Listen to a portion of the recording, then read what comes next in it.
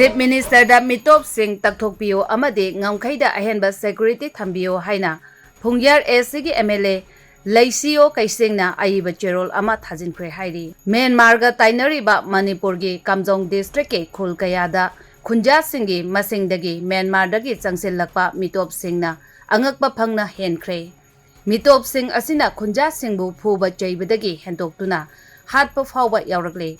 cherol asina makha taraduna Myanmar da hauzik thokliba irang asina maram oiraga Manipur gi Ngamkheida lansil laklaga sensil lakliba illegal immigrant sing asibu maram da thindokhinaba natraga makhoibu mafam chaba amada leihanbiduna leingakna akanba miyang sangbiyu kumja lising amaga chamapan humphuni panda lo kaina sangsil lakhiba singbu Indian citizen onthokkhibagi puwari amuk hanjil handuna hauzik lamdam asida thokliba irang asigum makha tana thokanbiganu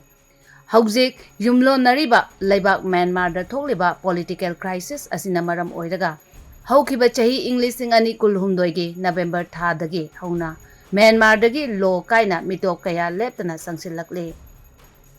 hauzik thokliba tangdu laita daba phibam asiga manaba phibam ama amuk henna thokhan bidanaba athuba matamda lokhatpam thokpa thabak sing lokhatpiyu loinana Miyamgi interest yanglaga ngamkhai paringda khulai paiba police personnel masing hengat hanbiyo haina aiba cherol aduda palle